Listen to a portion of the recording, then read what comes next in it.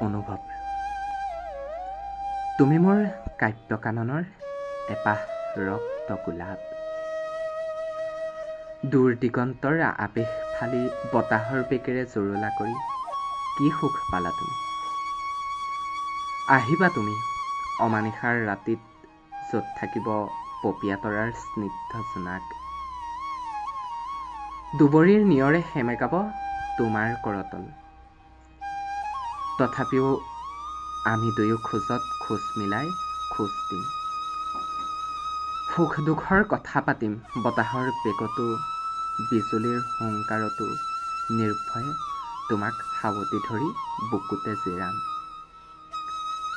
আৰু যদি বৰষা নামি পৰিৱেশ মুকলি কৰে, তাতো আমি থাকিম ন।